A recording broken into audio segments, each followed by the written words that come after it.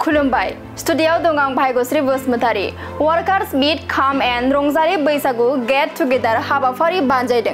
चिरां Nisma block इउपिपिएलआ रंजालि बैसागुजों लोब्बा लाखिनानै वर्कार्स मीट खाम एन्ड रंजालि बैसागु गेट टुगेदार हाबाफारि बानजायदों। चिरांनि निस्मा ब्लक इउपिपिएलनि मावख'आव निस्मा ब्लक कमिटिनि बानजायनायाव दिनै रंजालि बैसागुजों लोब्बा लाखिनानै वर्कार्स मीट खाम एन्ड रंजालि बैसागु गेट टुगेदार हाबाफारि बानजायदों। बे मेहेरगोनां हाबाफारियाव मिरु इउपिपिएलनि गाहाय नेहाथारि राजु नार्जारि, एमसिएलए माधव छेत्री आरो 12 निस्मा समष्टिनि कोअर्डिनेटर एवस्रां बसुमतारी, एमएलए निर्मल कुमार बिथांमोनजों लोगोसे निस्मा ब्लकनि गासै बिबानगिरि आरो मोनजि प्राइमारिनि बिबानगिरि सोद्रोमाफोराबो बाहागो लादों। बे हाबाफारियावनो एमएलए निर्मल कुमार ब्रह्मआ बाहागो लानानै फैगौ बिटिसि बिसायख'थिनि थाखाय खामानि मावनो साखाफारा जानानै दं आरो 12 नं निस्मा समष्टियाव फैगौ बिसायख'थियाव जोबोद बुरजा बांसिन भटआव देरहासार जागोना रोखा होननानैबो फोरमायदों बिथां निर्मल कुमार ब्रह्मआ। बे निस्मा ब्लकनि सिङाव थानाय खैला मैला जायगायाव जोंनि निस्मा ब्लक कमिटिनि अफिस लांगोनायाव दिनै मोनसे हाबाफारि लादों। बेनो जाहैबाय वर्कार्स मीट काम रंजालि बैसागु एन्ड गेट टुगेदार।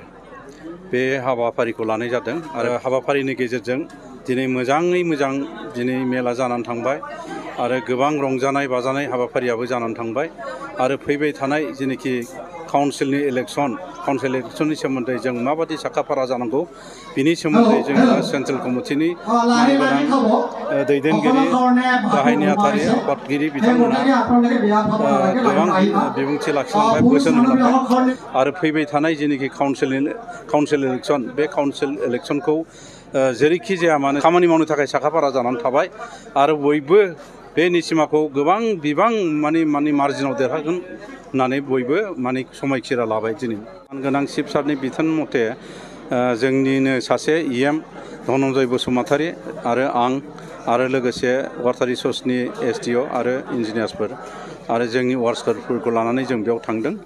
माने थांनाय समाव जोंनि बिटिआरनि मानगोनां चिफ प्रमद बर' बिथाङा बेखौ 2,50 लाख रांजों माने मावफुंदोंमोन, नाथाय क्लाउड बार्स्ट जानायलाय गेजेराव बायस'नाय जादों।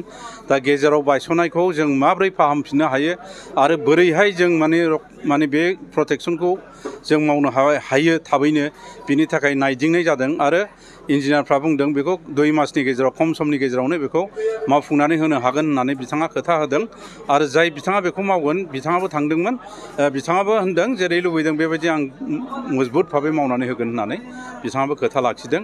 आरो फैबाय थानाय समाव जों बे दैबाना समाव बे ओरैहाय खुंख्राजरा सुबाइजार बिसिडिसि मोननैथिं जि बोहैलांनाय दै बेखौ जों होबथानो हासिगोन होननानै खाथां जाबाय आरो दा जोंनि बड'सा हाइ स्कुल आरो ओरै नवोदय हाइ स्कुल नांगलफाङायाव बे मोननैया आपग्रेडेसन हाइ स्कुलनिफ्राय हायार सेकेन्डारि बेखौ जासिगोन होननानै जोंना डिपार्टमेन्टेलि आइसनिफ्राय फोसावनाय जाबाय, अर्डार जाबाय। दा बेयो पर्यायक्रमे बे जालांबाय थासिगोन। नाथाय बेखौनो एबिएमसु आरो आमसुनि दैदेनगिरिफ्रा जोंसो थाबायनानै जोंसो खारनानै बे जिनिसखौ मावफुंनो हादों होननानै बिथांमोना फोसावलाबाय थादों, बानसावबाय थादों। बे गासिबो नंखाय आरो मानो होननानै बुङोब्ला निउ इडुकेसन पलिसियाव गासिबो हाइ स्कुला अलरेडि माने हायार सेकेन्डारि जाजोबखासिगोन। दा बिनिनो फेस वाइसआव मोनसेनि उनाव मोनसे स्कुलफोरखौ बेबायदि हायार सेकेन्डारि खालामनायनि पलिसिखौ जोंना बिटिआर गभर्नमेन्ट आरो आसाम गभर्नमेन्टजों लोगो नांनानै मावगासिनो दङ।